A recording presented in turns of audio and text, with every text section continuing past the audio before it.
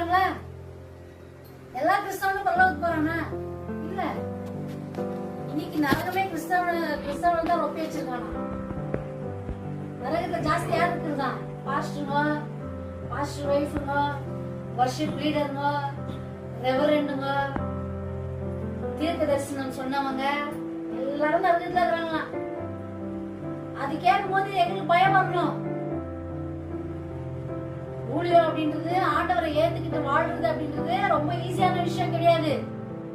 பயம் வரணும். உனக்கு மரணம் அப்படின்றது ஒண்ணு வரப்போகுது. உன் கண்ணை மூடனா நீ அங்க கண்ணு திறப்பியா? என்னுடைய கேள்வி. நீங்க வாலிப பசங்க நிறைய பேர் இருக்கீங்க. உங்க வாழ்க்கையை நீங்க எப்படி வாழ்ந்துட்டு இருக்கீங்க நீங்க யோசிச்சு பார்க்கணும். அம்மாங்க நிறைய பேர் வந்திருக்கீங்க. நாளைக்கு நான் போயிட்டு இருப்பேன், ரோட்ல சடனா ஏதோ ஒரு ஆக்சிடென்ட் ஆயிடுச்சு, நான் கண்ணு மூடணும். செத்துட்ட பிறகு உட்காந்து அழுகுது.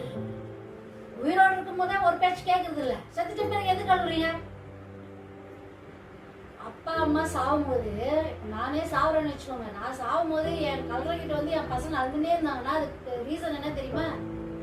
ஒண்ணு வந்து அவங்களுடைய ஞாபகம், ரெண்டாவது வந்து அவங்க பேச்சு நீ கேட்கல, அதுக்கு அழுது நிப்பேன்.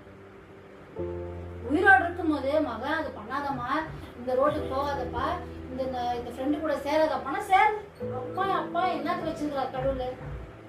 அவங்க பேச்சு கேட்கறதுக்கு தான் வச்சிருக்குது. நீ அவங்க சொல்றதுக்கு நீ கேட்கணும்.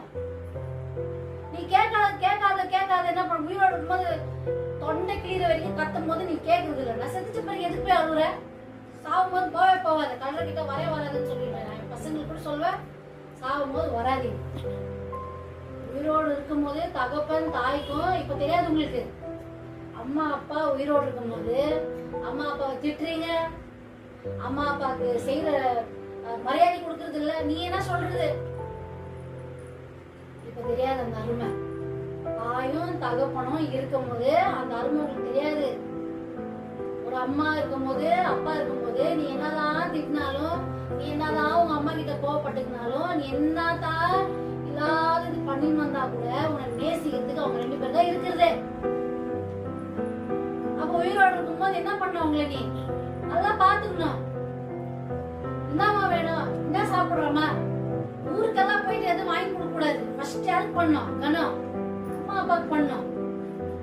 சேலரி ஃபர்ஸ்ட் சேலரி வந்தோடனே பாஸ்டர் அம்மா பண்றீங்களா? யாருக்கு பண்ணணும்? ஃபர்ஸ்ட் அம்மா அப்பாவுக்கு பண்ணணும். அம்மாவை கடைக்கு கூட்டுன்னு போகணும், அப்பாவை கடைக்கு கூட்டுன்னு போகணும்.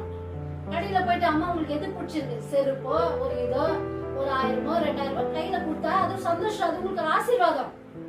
ஊர்ல இருக்கிற ஃப்ரெண்ட்ஸுங்களை கூட்டிட்டு போயிடுறீங்க,